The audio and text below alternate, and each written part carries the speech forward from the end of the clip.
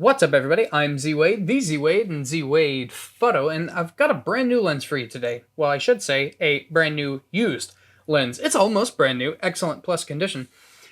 This lens, before I tell you what it is, I've known that this lens is awesome for a long time, but Nikon has got some things on the roadmap at the making of this video that I've been holding my money for. And I'm waiting for those to drop, and I'm afraid several things are going to drop that I want all at once. This lens is not as needed for the kind of work I generally do, but as I said, I know that this lens is awesome, right? And I've wanted it for a while. Well, at the making of this video, I have to get this video out now because I need to relay to my audience that you're never going to see this lens at this price ever again. And that's the way it is for a lot of lenses. At the making of this video, the November 2022 November sale is on, and we're seeing really great prices, and that drives the used prices down. I have no problem with used glass. I like new cameras, but used glass, I'm all for in excellent plus condition. And that is what I got, the Nikkor Z 20mm f1.8s in excellent plus condition for just over 800 bucks, just a hair over 800 bucks. You're never going to see this lens at that price again. And that is why I said, you know what, F it, I'm gonna go ahead and get it while the getting is good. Now we are going to take this out into the field a little later in the video with a few sample shots because it's miserably cold today in Kansas. And I'm talking icy wind, okay? Terrible. But let's get into this. We need to inspect it because it is a used lens and we need to make sure that everything is okay. I got this from Adorama. And Adorama will never probably see this video, but your packaging on this one was very poor. It had the long air-filled bubble, you know, not the actual bubble wrap, but the single kind of tubes. And it was just sitting on top of the lens, nothing on the bottom, nothing on the sides. Really terrible packaging. And so I don't even know if this thing is busted or not. I actually contacted Adorama before I bought this and asked if it was in the original box, because you guys know I keep all the boxes. And I wanted to make sure all of the original stuff was there. They said it was, and that's where we are right now. We do have the manual. We have the... if this is the warranty card, that's strange. 1 year limited warranty. I have no idea if this thing still falls under warranty or not. Let's get the lens hood out. Quite a large, thick-feeling lens hood. That's okay. We have the lens pouch, and it looks like whoever was the original owner of this didn't care about the lens pouch either. That still looks factory sealed. We are going to do what we do and see if it will fit on my head like an Orthodox priest hat or a chef hat. No, it's a little bit small, so it's not going to work. We are going to fold that up neatly because I hate these things. They call them a case. It's not a case. It's a pouch or a sleeve at best. And we don't care about these. They go right back in here and right back in the box for in case I ever want to sell this thing. We're going to save that plastic. Let's get this stuff ready to take out the lens. Let's set that right here. Set this off to the side for future stashing in the lens closet. Right off the bat, this is Nikon's silliest looking prime. I mean, it looks totally goofy. Not that looks matter, but I think the front of this looks really funny. It's kind of silly looking. The focus ring feels pretty good, even though it just sends an electronic signal. Let's check the lens cap.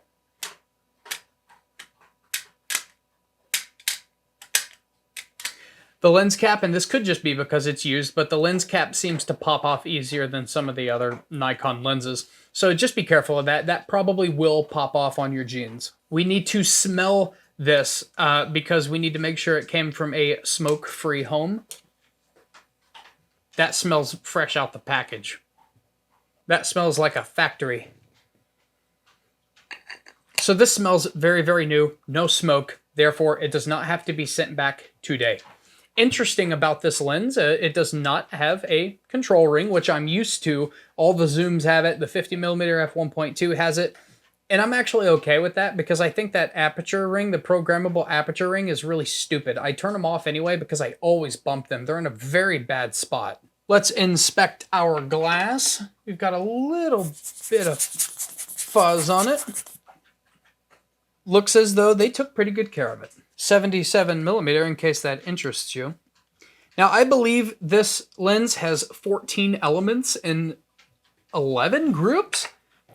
I don't worry about that as much anymore, so, don't hold me to that if it's wrong. Just because element count doesn't seem to matter on character or anything like that anymore, like it did back in the DSLR days. The 50mm has like 1,000 pieces of glass in it, and it's got great micro contrast. So I see no scuffs, I see no marks, I see nothing wrong with this lens at all. Perfect. It's basically brand new on the glass, besides this little scuff up front, which I don't even know how you would do that. This basically looks new to me. So I got an awesome deal at just a hair over $800. The weight of it feels a little heavier than some of Nikon's other primes. This is bigger than, I think, all of the other standard 1.8 primes as far as length goes. Maybe the 85 is as long as this, but definitely nothing longer, I don't think. Size doesn't matter to me, neither does weight. This actually has a nice weight for its size. It feels better constructed than some of the other ones. It's all made of the same stuff. It's all glass and hard plastic. But you have to keep in mind that confidence comes from the size and the weight together. So some of the other primes, they are smaller and they're a lot lighter than this. They're just as durable as this would be, but they don't have as confident of a feel. And so we can't do anything about the way things are constructed now. Every brand is doing this plastic thing. Fine, we've got used to it, but I like a little bit of weight, right? Because it just makes me feel better. Before we get into what I think is going to be a miserable few minutes outside doing a little bit of a test, let's throw this on the Z9 and see how it looks and feels. I mean, it looks totally goofy on the front of the Z9. It's because of this. It's just a goofy looking lens. But it's got good counterweight to it, right? So it's nice and balanced, and so I like that. Now let's see how it feels on the front of the Z5, since the Z6 is recording me, and I think I'm going to take the Z5 into the field with this. Again, it's a silly looking lens, and so it makes your setup look silly. Look at it, I love it. It's very unique looking, okay? It's a modern art masterpiece, but it feels okay on the front of the Z5. Perhaps a tad front heavy. The Z5 is a little bit lighter than the Z6 II, and so I'm just going to assume that on the Z6 II it would feel perfect. It'd be totally fine. But who cares? I think it's about time we take this out into the cold. You're welcome, I'm doing this for you, and see how it works.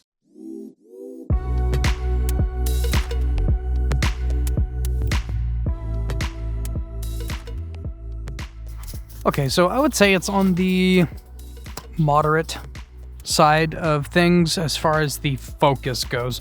The focus speed, it's not terribly slow, but it's on the slower end of the Nikon Z lineup.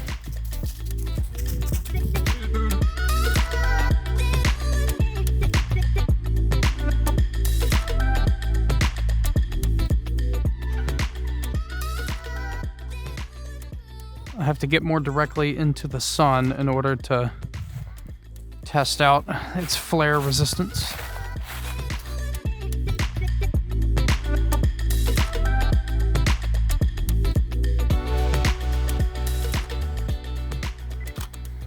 Something interesting, you can actually tell through the viewfinder that this lens has some nice robust qualities to it. It just looks good through the viewfinder. It's kind of the way that the 50mm f1.2, it does the same thing, like through the viewfinder. Like you can tell that you just have something special for image quality.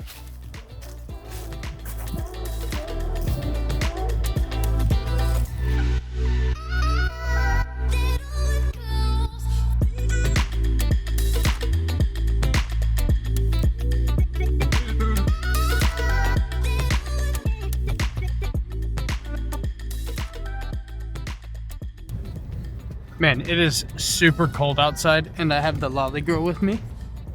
And so I don't really want to hop out. I'm just going to kind of try to pull off to the side, get some of these sunset colors, The sun looks pretty cool. So hopefully this isn't so wide that I get my side mirror. Yeah, it's wide enough that I get my side mirror. Dadgummit.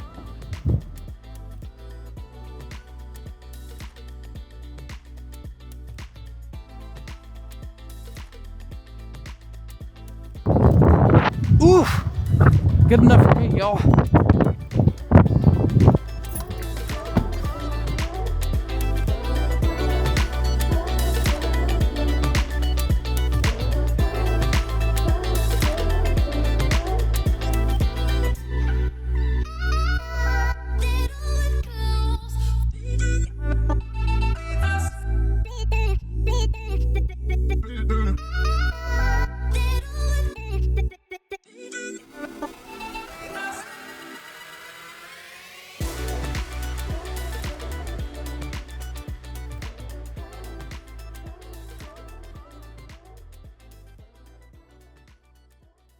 I just loaded these into Lightroom, and I have to say before I get into this that these raw files just hit different.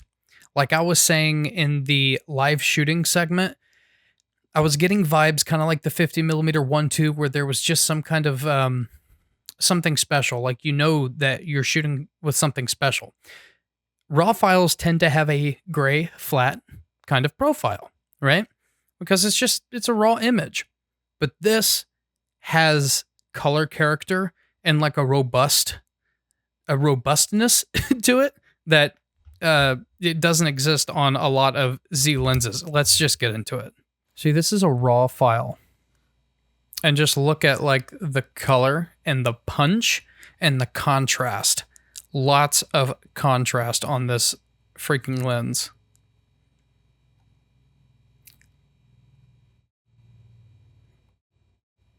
I mean, minor adjustments and it looks even better.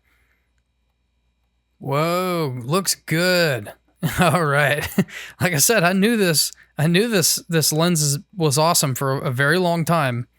I never got it, right? I've been waiting on other things. Yeah, baby. You see the colors and like the robustness, like this, the files that you get from this lens, we're on the number 2. They're thick looking. Okay, let's do a little whomp. Whomp. It doesn't even need contrast. But like when you have a contrasty lens, when you're like me, when you love contrast, it's a contrasty lens that you get to add a little contrast to. Juicy.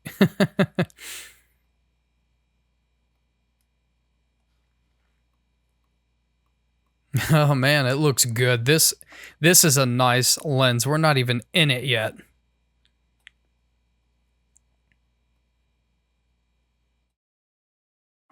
Wonderful. I'm barely doing anything to it. Let me just add some warmth to it since we missed autumn. Yeah, there we go. Oh wait, of course. There's some vignetting. Looks like a little bit, I think. At f1. Was this at 1.8? Yep. 160 ISO, 400 a second, f1.8. Just a tad. Okay, I shot 2 of these. I kept the one that was slightly underexposed, just because this bark looked nice and shadowy and awesome. Oh, is that a little green fringe?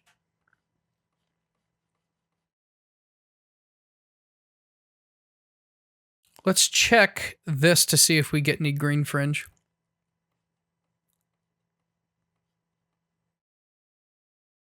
A little bit of green fringing. Lot right there. So keep that in mind. This lens is not optically perfect. It's got some nice colors, but we do get some little purple fringing, green fringing. Maybe in the future we'll test out at what f-stop that goes away. It's not noticeable until you zoom into 200% though. All right, let's give this the old 1.2.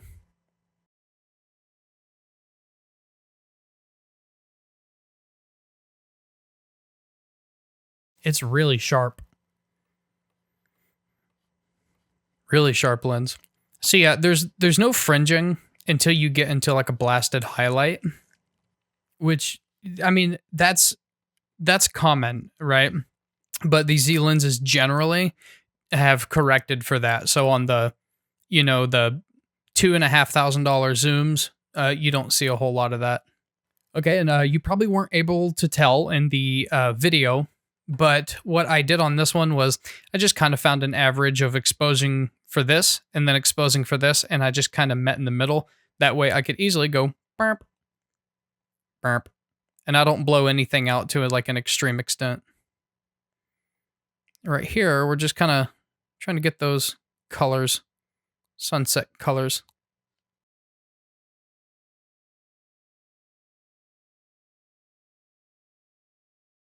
Boring, but the colors look good. Let's see if there's any fringing. I don't see any fringing out at this kind of distance. Cool. Let's look at some pictures of the best model that ever lived. I don't see any fringing up here either. So that's good. So in extremes you will fringe, but it doesn't seem to fringe under fairly normal circumstances. Like if her head would be right here, perhaps. It's really sharp. It's got a character to it.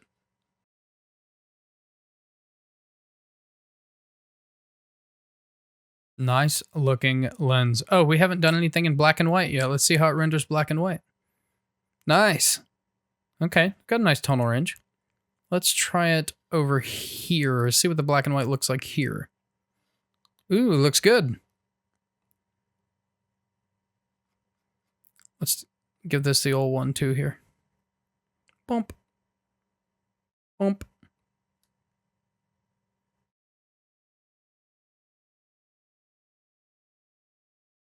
Cool. I like it in black and white. I'll have to do some specific shooting to really see its true black and white potential, but it looks good so far. Actually, let's do just do this. This is the same scenario. Previous. And put it back in color. I really like this lens. We did a little rule of thirds kind of composition. We almost got it there. That's good enough. Close enough. Let's give this a little whap. Kind of underexpose this one a little bit. A little bit too much. Let's turn some of the greens to an orange. Yeah, I like that. Just totally removing it. Whoa. Wrong one. Let's warm it up a little bit.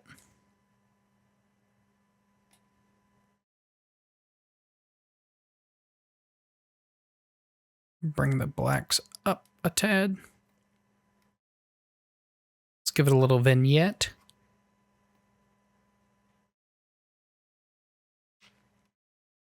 Groovy.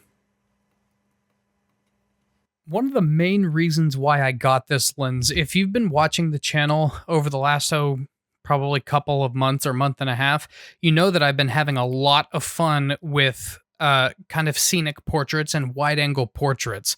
And not that I've found myself needing f1.8, but it'll be nice to have the f1.8 for these scenic portraits. It's just kind of what I'm into right now. But more importantly, is I found out that with the 14-24 f2.8s, the Z mount, normally I'm at 22 millimeters instinctively, right? And so I kind of work around that 20 to 22 millimeter kind of range anyway. And if you know that, then a prime is always going to give you some benefits over a zoom. Although the Z zooms are incredible, the only thing sharper than those is the Z primes. And so if I'm doing a lot of it and I'm enjoying doing it, if I'm having fun with it, and I just so happen to be using the 14-24 around 20 millimeters, why not have the prime? Let's take one more quick look at what we got. We had this one. Let's do it in color. Beautiful colors. Awesome punchiness. We had this one that we did in color and black and white. Great black and white potential, but I'm going to do some specific tests to see how good this is in black and white. Beautifully punchy.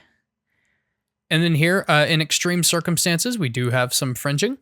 Looks like some green fringing. I thought I saw some purple somewhere as well. Yeah, we did see purple back over here in the extreme areas. Got some green fringing. We have some good, accurate colors on the sunset. This is rather average sunset, I would say. But real quick, I do want to try black and white, I think. Boring. And we've got a few of Lolly here. Looks nice and sharp. And this one, we did a little bit of warm autumn kind of, looks like a preset kind of colors. Let me know in the comments below if you have this lens and if you love it or hate it. I'm Z Wade, and we'll see you next time.